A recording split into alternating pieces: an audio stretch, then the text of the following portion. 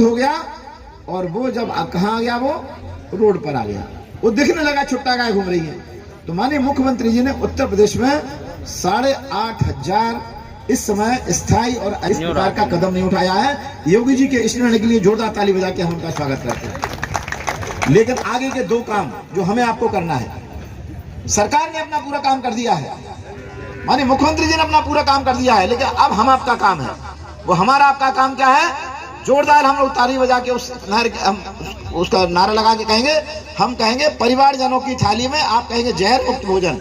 परिवारजनों की थाली में जहर मुक्त भोजन। हम कहेंगे बच्चों की थाली में, आप कहेंगे जहर मुक्त भोजन। बच्चों की थाली में जहर मुक्त भोजन। इसमें जितने लोग बैठे हैं, क्या कोई हाथ उठा के कह सकता है कि मैं जहर नहीं खाता हूं और मैं अपने बच्चों को जहर नहीं खिलाता हूं? कोई जरा हाथ खड़ा करा दे।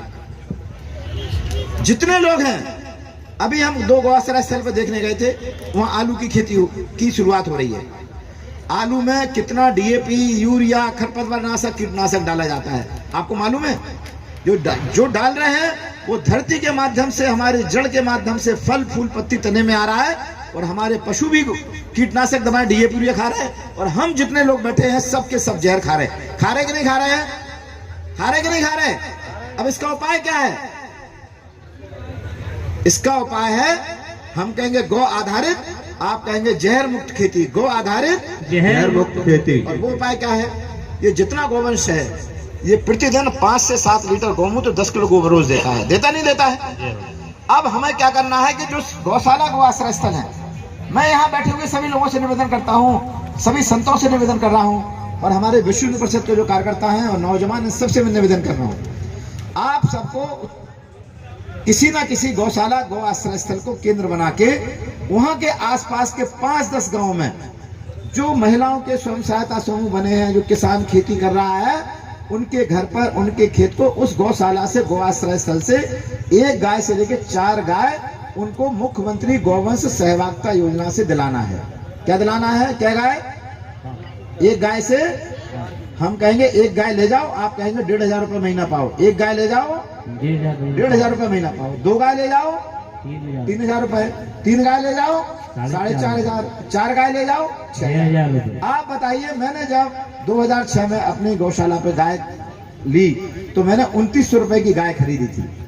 लेकिन आज आप गौशाला पे गाय आप ले जाएंगे, गौशाला से लाएंगे, सरकारी गौशाला से लाएंगे, आपको 1 रुपए देना नहीं पड़ेगा। आप एक फार्म भरेगा, आपका बैंक अकाउंट लिखा जाएगा, उसमें फोटो लगेगी, और आपके खाते में 1 गाय पर 1,500 रुपये महीना जाएगा, और 4 गाय ले जाएंगे तो 6,000 रुपये महीना जाएगा। अब हम कहेंगे किसान, आप कहेंगे खेत पर। किसान खेत पर, हम कहेंगे खेत पर, आप कहेंगे मेड़। खेत पर मेड़, आप कहेंगे मेड़ पर, आप कहेंगे पेड़। मेड़ पर पेड़, और हम कहेंगे 33 फुट पर, आप कहेंगे फलदार पेड़। 33 फुट पर फलदार पेड़। और हम कहेंगे गौवंश, आप कहेंगे खेत पर गौवंश खेत पर। और हम कहेंगे जहाँ गोबर, आप कहेंगे वहाँ गोबर गैस। जहाँ गोबर, वहाँ गोबर गैस। और हम कहेंगे गौमूत्र, आप कहेंगे बहने नहीं देंगे। गौमूत्र बहने नहीं देंगे। अब हमारे पास 2 विकल्प है। ये गांव से लोग जो शहर की तरफ भाग भाग के आ रहे हैं, ये विकास नहीं है, ये विनाश का मॉडल है। ये काय का मॉडल है? विनाश का। और विकास का मॉडल वो होगा जो हमें अब सृजन करना है कि शहर के लोग कहां जाएंगे? गांव की तरफ। हम कहेंगे चले, आप कहेंगे गांव की ओर चले। गांव की ओर। हम कहेंगे चले, आप कहेंगे गाय की ओर चले। गाय की ओर। हम कहेंगे चले, आप कहेंगे खेत की ओर चले। खेत की ओर। हम कहेंगे चले, आप कहेंगे प्रकृति की ओर चले। प्रकृति की ओर। अब आप सोचिए दोनों में अंतर क्या है। यदि आप गांव छोड़ के शहर में आएंगे तो आने वाली 7 पीढ़ियों का क्या होगा, और यदि आप शहर छोड़ के गांव जाएंगे, गांव अपने खेत पर अपना फार्म हाउस बनाएंगे, 1 एकड़, आधा एकड़, 2 एकड़ खेत में आप रहेंगे, वहीं पर 2 गाय पालेंगे, 4 गाय पालेंगे, गौमूत्र, गाय के नीचे पक्का बना के पीछे नाली देके मूत्र इकट्ठा करेंगे, गोबर गैस लगाएंगे, वो गौमूत्र और गोबर गैस की स्लरी निकलेगी, वो खेतों में जाएगी, धरती जहर मुक्त होगी, और आपके बच्चों को मिलेगा जहर मुक्त भोजन। क्या मिलेगा? जहर मुक्त भोजन। तो वो बहुत आसान काम है।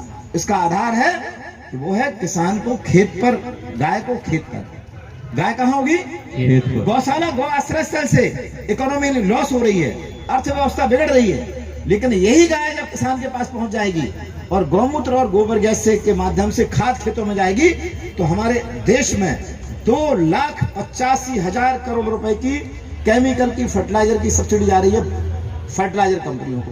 कितनी जा रही है? 2,85,000 करोड़ रुपए।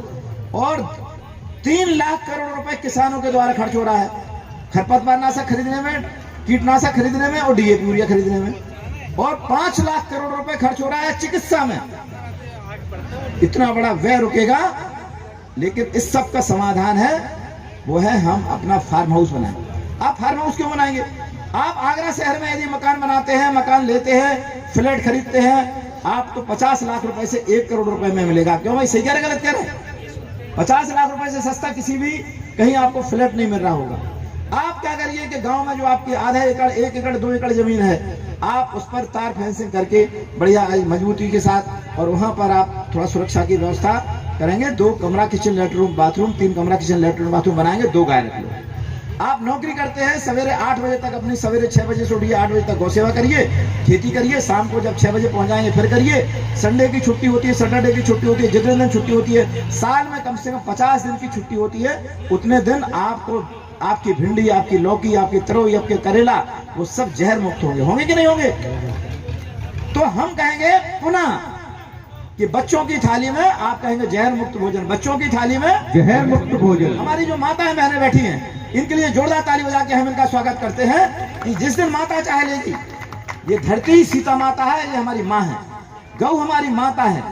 तो हमें धरती को, पानी को, पेड़ों को, गौ को, आने वाले संतानों को देके जाना है।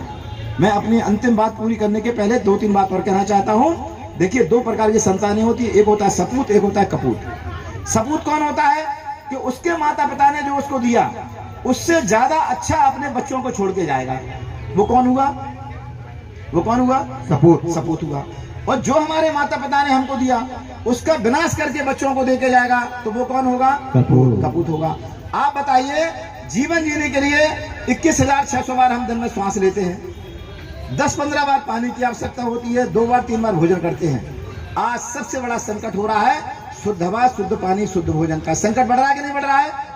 आप बताइए, आगरा के किसी बहुत ऐसे क्रीम एरिया में जहां बिजनेस का सबसे बड़ा सेंटर है, वहां की ज्यादा शुद्ध हवा, आगरा की शुद्ध हवा ज्यादा अच्छी है कि गांव में खेत की ज्यादा शुद्ध हवा है? शुद्ध हवा कहां मिलेगी? गाँव में। गांव में मिलेगी। और आपको शुद्ध पानी कहां मिलेगा?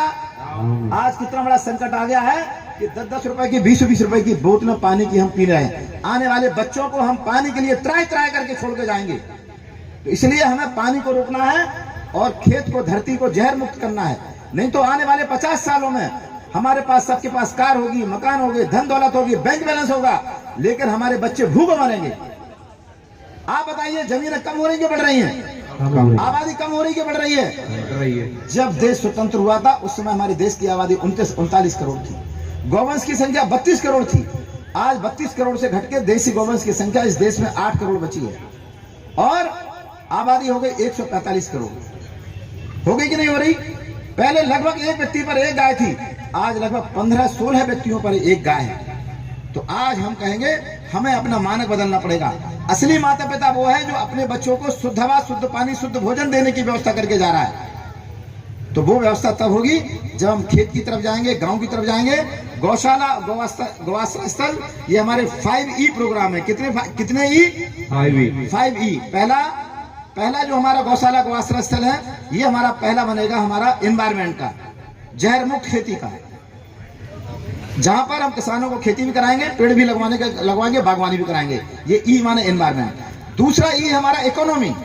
आज जो हमारी इकोनॉमी लॉस हो रही है, पैसा हमारा जा रहा है, बीमारियों पर खर्चा बढ़ रहा है, बेरोजगारी बढ़ रही है, दूसरा हमारा इकोनॉमी पर। और तीसरा ई है हमारा, वो है एम्प्लॉयमेंट पर, कि जब सबसे बड़ा रोजगार का कोई साधन है तो हमारा गांव और खेत है।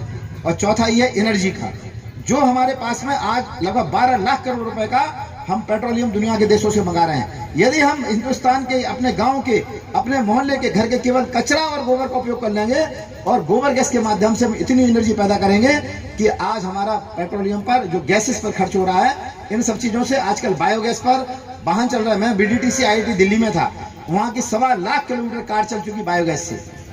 अब वो परमिटेड हो गए वाहन कि आप जगह जगह, सरकार ने 10,000 करोड़ रुपए दिया है इस बात के लिए कि जगह जगह गोबर कचरे से गोबर गैस बनाओ, गैस का प्यूरिफिकेशन चलो, और ऑटो, कारें, बस, टेम्पो आगे चल के कंप्रेस्ड बायोगैस, गोबर गैस से चलेंगे। इतने लोगों को रोजगार मिलेगा। तो एक नई इकोनॉमी, नया एनवायरमेंट, नया एम्प्लॉयमेंट, एनर्जी का, और इस सब की हम एजुकेशन देंगे अपने 8,500 जहां गाय होगी वहां गुरुकुल होगा।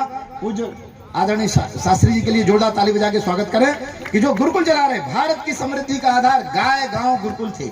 हमें पुनः उनकी स्थापना करना है और अपने गांव को, अपने देश को, अपने समाज को पुनः सब स्वस्थ, समृद्ध और आत्मनिर्भर बनाना है। इसके लिए हम सब मिलकर काम करेंगे। उत्तर प्रदेश सरकार संकल्पित है गौ संरक्षण के लिए। अब ये जो संरक्षित गौवंश है, जो हमारे पास जो 2 करोड़ गौवंश है, उत्तर प्रदेश में जो 2 करोड़ 61 लाख किसान है, सबके घर में कम से कम एक गाय। यदि हम हर किसान एक गाय पालेगा तो हमें 50-60 लाख गायों की आवश्यकता होगी। हम कहेंगे एक किसान, आप कहेंगे एक गाय अभियान। एक किसान एक गाय अभियान, एक किसान एक गाय अभियान। ना गाय रोड पर होगी, ना गाय एक्सीडेंट खाएगी, ना आपका जो है धरती जहर मुक्त होगी, ना डीएटी यूरिया की आवश्यकता होगी। एक जीवामृत बना के अपनी बात को पूरा कर रहा हूँ। सभी बोलिए जीवामृत। जीवामृत, क्या बोलिए? जीवामृत। क्या करना है? जैसे आपके बच्चों को जहर मुक्त भोजन बने, वो हम सबको सीख लेना जीवामृत।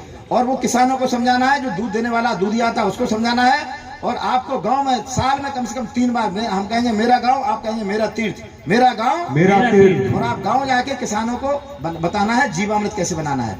बोलिए 10 किलो गोबर। सभी बोलिए 10 किलो गोबर। 10 किलो गोबर। जो हमारे संत महात्मा बैठे हैं सभी बोलिए 10 किलो गोबर, 10 किलो गोबर, 5 लीटर गौमूत्र, 5 लीटर गोमूत्र, 1 किलो गुड़, 1 किलो बेसन, 200 ग्राम मिट्टी, 200 लीटर पानी। 200 लीटर के एक ड्रम में 10 किलो गोबर को पानी में घोल कर डाल दीजिए, 5 लीटर गौमूत्र डाल दीजिए, 1 किलो गुड़ को घोल कर डाल दीजिए, 1 किलो बेसन डाल दीजिए, 200 ग्राम मिट्टी, 200 लीटर पानी। ये जीवामृत 3 दिन में बन जाएगा। एक गाय एक दिन में 5 से 7 लीटर गौमूत्र 10 किलो गोबर देती है। यानी एक ड्रम हमारा रोज खाद बनेगा और 365 दिन में 365 ड्रम खाद बनेगा। यदि आपने 1 एकड़ में 60 ड्रम आपने खाद डाल दिया तो आप 5 एकड़ की खेती करेंगे, यानी 2 हेक्टेयर की खेती करेंगे। आप 2 हेक्टेयर की खेती एक गाय के मूत्र गोबर से होगी तो आपका स्वास्थ्य भी होगा, आपकी समृद्धि भी होगी, खेती की लागत कम होगी, मिट्टी में फिर सूक्ष्म जीवाणुओं की संख्या बचेगी, जो देसी केंचुआ मर रहा है उसकी संख्या फिर से बढ़ जाएगी, धरती जहर मुक्त होगी और इस देश में एक नया स्वास्थ्य और समृद्धि का रास्ता खुलेगा। मैं अपनी बात को कहकर समाप्त करता हूँ। भारत माता की जय, गौ माता की जय। हम कहेंगे गांव का पैसा, आप कहेंगे गांव में, गांव का पैसा गांव में। हम कहेंगे गांव का पैसा, आप कहेंगे शहर में नहीं, गांव का पैसा शहर में नहीं। हम कहेंगे शहर का पैसा, आप कहेंगे गांव में, शहर का पैसा गांव में। हम कहेंगे चले, आप कहेंगे गांव की ओर चले, गांव की ओर। हम कहेंगे चले, आप कहेंगे गाय की ओर चले, गाय की ओर। हम कहेंगे चले, आप कहेंगे खेत की ओर चले, खेत की ओर। हम कहेंगे चले, आप कहेंगे प्रकृति की ओर चले, प्रकृति की ओर। परिवारजनों की थाली में जहर मुक्त भोजन, परिवारजनों की थाली में जहर मुक्त भोजन, बच्चों की थाली में जहर मुक्त भोजन। सभी को मेरा प्रणाम। बहुत बहुत धन्यवाद, बहुत बहुत आभार। धन्य है आपकी वाणी। हम